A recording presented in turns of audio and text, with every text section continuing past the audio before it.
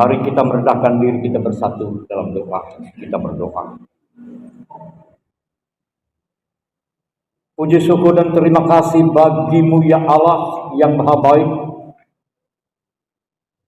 yang selalu menyertai kami, memberkati kami, melimpahi kami dengan berkat. Di dalam nama Tuhan Yesus. Terima kasih untuk saat terindah dalam hidup kami hari ini. Karena kami ada dalam lingkungan damai sejahtera surgawi yang berasal dari Kristus. Secara khusus kami akan membaca dan merenungkan firman-Mu. Beri kami hikmat untuk mengerti apa kehendak-Mu. Dan dikuatkan untuk melakukan hidup yang benar seturut dengan firman-Mu. Sehingga kami layak untuk menerima anugerah dan berkat-Mu. Layak menjadi anak-anak Allah, pewaris kerajaan surga.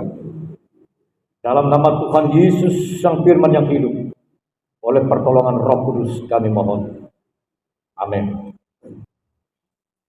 Injil Markus pasal 5 ayat 21 sampai dengan ayat yang ke-29. Dengan perikop Yesus membangkitkan anak Yairus dan menyembuhkan seorang perempuan yang sakit pendarahan. Kita baca secara respon ria dan saya mulai dari ayat yang ke-21 yang berbunyi demikian. Sesudah Yesus menyeberang lagi dengan perahu, orang banyak berbondong-bondong datang lalu mengerumuni dia. Sedang ia berada di tepi danau.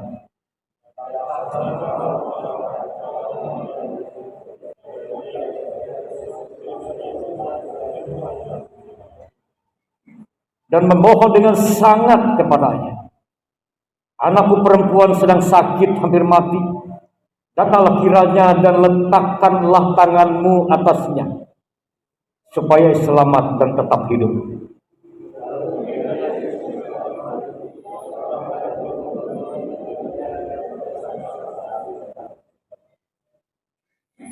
Adalah di situ seorang perempuan yang sudah 12 tahun lamanya menderita pendarahan.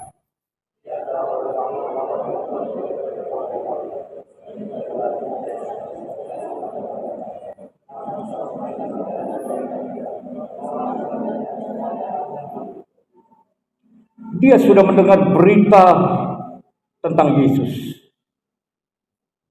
Maka di tengah-tengah orang banyak itu, ia mendekati Yesus dari belakang dan menjamah jubahnya.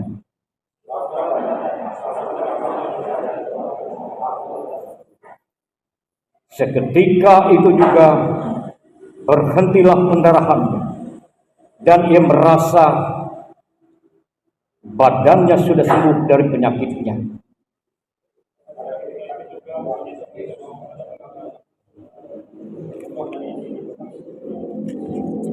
Jemaat yang dikasihi dan diberkati oleh Tuhan, salam. Sebagai insan yang lemah, yang menjalani kehidupan yang panah ini, tentu kita semua tidak kuat, tidak kebal terhadap berbagai macam situasi, masalah yang dihadapi. Terkadang masalah yang dihadapi itu datang sekonyong-konyong tanpa diharapkan. Sedang happy-happy menikmati hidup, datang masalah tanpa diundang. Dan itu yang terjadi pada seorang kepala rumah ibadat bernama Yairus. Anak satu-satunya, berumur 12 tahun. Dapat Bapak Ibu Saudara bayangkan bila saudara memiliki anak atau cucu satu-satunya berumur sekitar 12 tahun. Lalu tiba-tiba sakit. Bukan hanya sakit, lalu akhirnya mati. Bayangkan. Lalu orang kedua yang disebutkan dalam nas ini adalah seorang perempuan, entah siapa dia. Karena mungkin dia dianggap tidak terlalu penting sehingga tak perlu tahu namanya. Karena pada zaman Alkitab perempuan itu orang kelas 2, tak punya andil apa-apa, tak punya kekuatan. Dan bayangkan penderitaan yang dialaminya. Siapa yang peduli padanya? Sudah 12 tahun ia menderita, mengalami penyakit itu. Dan penyakit seperti yang dialaminya ini bukan penyakit biasa, saudara. Karena ini berkaitan dengan masalah keagamaan, dengan hukum keagamaan. Penyakit ini disebut penyakit yang najis. Karena penyakitnya najis, dia tidak boleh bersama dengan seperti kita ini, ada dalam ruangan ini ketika beribadah. Karena dia najis. Dia tidak suci. Bayangkan perasaannya. Seandainya perempuan ini adalah saudara atau saya. Dikucilkan dari kehidupan masyarakat. Dianggap najis. Dianggap tidak layak. Dia sunyi dalam kesendiriannya. Bahkan dikatakan dalam nas ini ia telah berupaya selama 12 tahun. Bukan hanya 1 tahun, bukan hanya 2 tahun, 5 tahun, 10 tahun, bahkan 12 tahun. Ayat 26, ia telah berulang-ulang diobati oleh berbagai tabib, sehingga telah dihabiskannya semua yang ada padanya. Namun sama sekali tidak ada faedahnya, malah sebaliknya keadaannya makin memburuk. Habis. Tidak ada lagi sisa. Bagi yang kontan atau yang dari rekening atau monggobon, tidak ada lagi yang bisa diharapkan. Bayangkan penderitaan yang dialami. Jemaat yang dikasihi dan diberkati oleh Tuhan.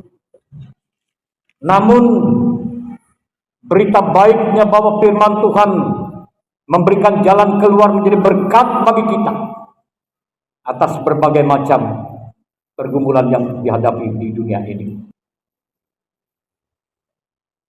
Bahwa Allah di dalam Yesus Kristus yang penuh kuasa. Bahkan dalam Alkitab dicatat tidak kurang dari 35 mujizat Yesus. Dalam 4 kategori. Kuasa atas alam, kuasa atas setan, kuasa atas sakit penyakit, dan yang keempat, kuasa atas kematian. Bahkan dia sendiri membuktikan dia hidup dari kematian. Tidak ada terdapat pada nabi yang lain yang pernah ada di kolong langit ini. Karena itu, Yesuslah jawaban. Masih ada harapan bagi kita, terlebih bagi umat yang percaya. Mungkin ada yang bertanya, saya kan beriman juga pada Yesus. Saya juga tahu dan saya berdoa ketika mengalami berbagai macam masalah. Berdoa. Beriman. Tapi sepertinya mujizat itu tidak mampir-mampir dalam hidup kami. Segala masalah tetap seperti apa adanya. Apakah mujizat itu sudah tidak ada? Apakah Tuhan itu sudah berubah? Programnya sudah beda. Saudaraku yang kekasih dalam Tuhan, mujizat tetap ada, mujizat tetap sama dulu, kene, dan selamanya. Sepanjang Tuhan itu ada, sepanjang itu pula mujizat itu ada. Kecuali Tuhan sudah tidak ada, entah kemana, sepanjang itu mujizat tidak ada. Tapi sepanjang mujizat Tuhan itu ada, mujizat itu ada. Sepanjang matahari tetap terbit dari timur, tenggelam di barat, berarti ada tanda-tanda kehidupan yang kesemuanya berasal daripada Tuhan. Maka pasti ada mujizat. Lalu apa masalahnya? Masalahnya bukan pada Tuhan atau pada mujizat, tapi pada Anda dan saya. Yang perlu merubah cara berpikir, merubah mindset kita tentang mujizat, cara pandang kita tentang Tuhan, atau cara pandang kita tentang bagaimana Tuhan menyelesaikan masalah kita dengan cara pandang kita ketika kita berpikir bagaimana cara menyelesaikan persoalan kita. Mari kita lihat apa kata Alkitab. Ketika Yairus itu datang kepada Yesus, dia memohon. Ayat 23. Dan memohon dengan sangat kepadanya. Anakku perempuan sedang sakit, hampir mati. Datanglah kiranya dan letakkanlah tanganmu atasnya supaya selamat dan tetap hidup. Apa yang bisa saudara tangkap? Tanpa sadar, walaupun memohon dengan amat sangat, tapi manusiawinya seperti kita juga muncul. Dia mengatur Tuhan. Tuhan datanglah, bukan hanya datang, nanti kalau akan datang, letakkan tanganmu atasnya supaya dia tetap hidup, tidak mati. Dia mengatur Tuhan. Karena itu kenapa anaknya mati, Tuhan mau memperlihatkan caranya, kuasanya, hikmatnya. Bukan seperti apa yang engkau pikirkan, tapi seperti apa yang aku pikirkan dan lakukan, dan engkau harus mengikutinya. Bukan aku yang harus mengikuti apa pikiranmu. Tidak jarang di dunia ini orang mengatur Tuhan. Bukan Tuhan yang harus ditaati. Karena itu kita akan melihat sebelum kita masuk apa permasalahan besar kita. Sehingga seolah-olah mujizat itu tidak terjadi dalam hidup kita. Mujizat tetap ada, Tuhan tidak berubah. Karena itu yang perlu kita rubah ialah diri kita sendiri. Cara berpikir kita tentang Tuhan, cara berpikir kita tentang mujizat atau ada hal-hal khusus menurut tuntunan Alkitab yang harus kita ikuti. Mungkin selama ini kurang kita perhatikan. Lalu tetap pertanyaan yang sama, saudara, kita terus mendesak karena kita perlu tahu, kita perlu jawaban. Karena pasti kita juga rindu sama seperti Yairus atau seorang perempuan yang 12 tahun ini untuk mendapatkan pertolongan, mendapatkan berkat Tuhan. Apa yang harus kita lakukan? Yang harus saudara dan saya lakukan ialah miliki iman yang besar. Sekali lagi, yang harus saudara dan saya lakukan ialah milikilah iman yang besar. Amin. Loh, amin. Kenapa iman yang besar? Karena iman yang besar itu hanya iman yang besarlah yang boleh ada kuasa dan mujizat. Karena mujizat Tuhan dalam realita ketika kita membaca dan pelajari dalam Alkitab, saudara, selalu bekerja sama dengan iman seseorang.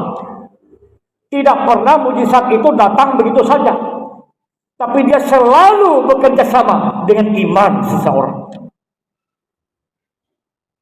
Ketika Yesus menyuruh para murid untuk memberi makan 5.000 orang, mujizat tidak langsung turun dari langit, tapi dia selalu bekerja sama dengan orang. Berapa roti yang ada padamu? Siapa yang punya ikan, bawa sini. Kalau begitu. Bahkan dalam peristiwa apapun, pertolongan Tuhan itu selalu bekerja sama dengan iman seseorang. Yairus dan perempuan yang mengalami sakit 12 tahun ini, mereka memiliki iman yang luar biasa. Memiliki iman yang besar. Ini teladan bagi kita. Bila kita rindu mengalami kuasa, berkat dan mujizat Tuhan, miliki iman yang besar. Iman yang besar itu yang seperti apa? Iman yang besar itu tentu saja bukan iman karbitan. Namanya saja karbitan. Atau iman dadakan, begitu ada masalah baru bangun iman dalam sekejap, nggak bisa. Atau iman yang coba-cobaan. Yang seperti apa iman coba-cobaan?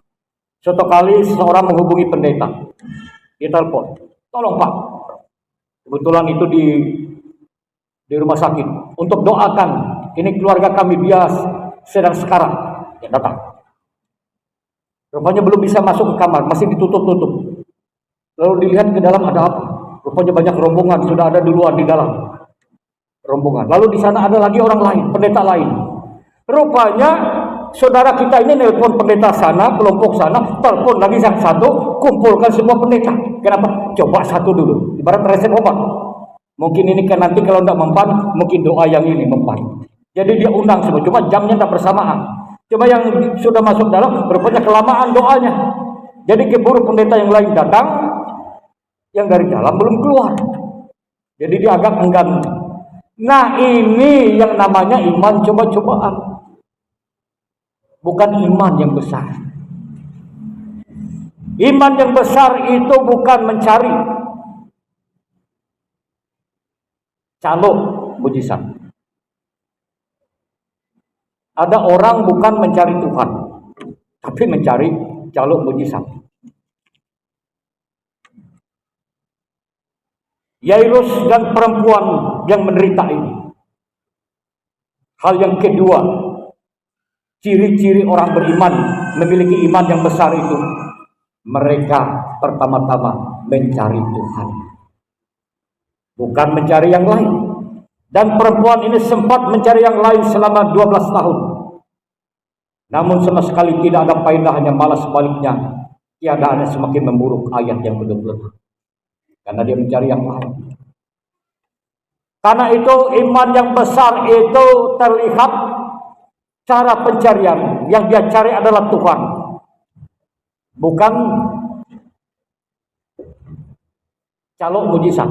Atau mencari mujizat ini kekeliruan kita. Kadang-kadang kita ada masalah yang kita cari mujizat.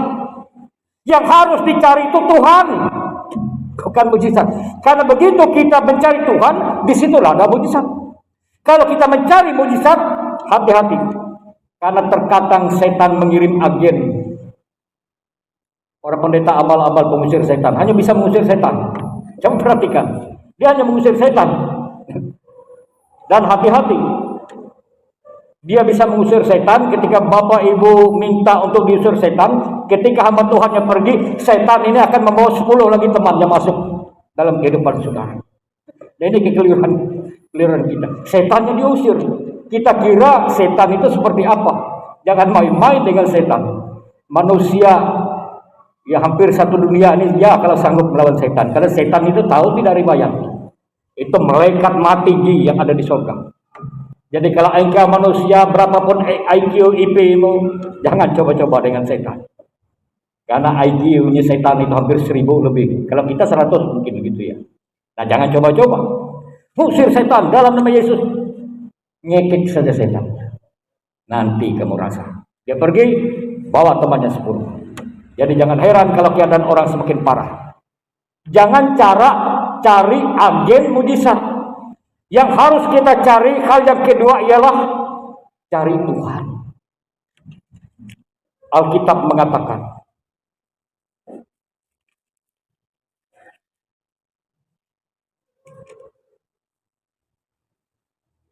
Yesaya pasal 55 ayat 6.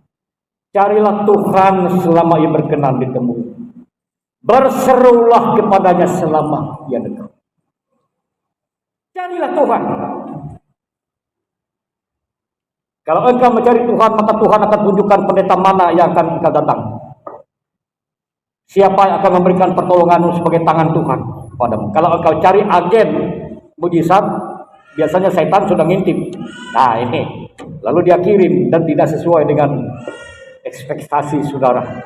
Nah ini yang perlu baik. Cari Tuhan. Mencari Tuhan itu cari firman-Nya. Alkitab juga mengatakan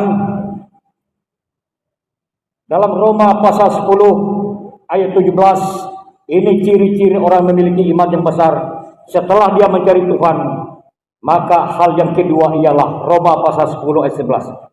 Jadi iman timbul dari pendengaran, dan pendengaran oleh firman Kristus. Jadi kita mencari Tuhan itu melalui firman Kristus yang ada di sini. Maka itu Anda akan semakin beriman dan menjadi orang yang memiliki iman yang besar. Bukan iman karbitan, bukan iman asal-asalan atau coba-cobaan, tetapi membangun iman, jadi iman yang benar, iman yang besar, sebagaimana Yairus dan perempuan yang menderita ini. Saudara-saudara yang dikasihi dalam Tuhan Yesus Kristus, karena itu penting sekali di sini. Maka katanya kepada perempuan itu ayat 34, walaupun itu nas di luar nas kita, tapi ini kelanjutannya. Perhatikan baik-baik. Hai anakku, imanmu telah menyelamatkan engkau. Pergilah dengan selamat dan sembuhlah dari penyakit. Jadi yang menyelamatkan engkau itu bukan agennya mujizat, bukan pendeta, tapi iman. Jadi kuasa mujizat Tuhan selalu bekerja sama dengan imanmu. Asal dengan catatan, imanmu itu adalah iman yang besar. Bukan iman karbitan. Bukan iman yang asal-asalan. Tapi iman yang selalu dibangun. Karena engkau telah mendengar, engkau telah mencari Tuhan, engkau hidup dalam lingkungan sukacita dan berkat Tuhan, maka engkau dekat kepada sumber mujizat dan berkat itu. Ketika Bapak Ibu Saudara ada dalam rumah ibadat ini, sadar atau tidak, saudara sedang mencari Tuhan, bukan mencari yang lain. Paling tidak itu juga salah satu, walau bukan satu-satunya, cara kita untuk membangun iman menjadi iman yang besar. Saudara-saudara, hari ini juga kita melaksanakan perjamuan kudus, menyemai kembali ingatan kita akan janji Kristus. Lakukanlah ini menjadi peringatan akan datang. Artinya bahwa Kristus setelah mati dan berkorban bagi kita itu, Dia selalu menyertai kita. Dia selalu peduli. Dia menolong. Dia memberkati kita. Dan mujizatnya tidak pernah berubah, tetap sama. Nikmatilah kasih Tuhan. Tetap kuat. Dan milikilah iman yang besar itu. Cuma juga jangan lupa, dalam hidup ini kita juga harus mensyukuri segala kasih karunia Tuhan. Sebab bila hidup ini hanya sekedar kita mencari pertolongan Tuhan, kapan lagi kita menjadi umat Tuhan yang dewasa, yang menyaksikan kasih Tuhan? Sudah 187 GKE ini ada. Kalau usia manusia itu lebih dari usia rata-rata. Mungkin kalau manusia itu sudah pikun ngalindung, jadi sudah banyak asam garam. Semoga dengan demikian iman kita juga semakin besar. Cara beragama kita juga, cara beriman kita, cara bergereja kita juga sudah semakin maju. Bukan tetap stagnan, tetap menjadi kanak-kanak yang tidak pernah menjadi dewasa. Tuhan menolongmu, Tuhan memberkatimu. Nikmati kuasa kasih dan mujizat Tuhan dalam hidupmu. Amin.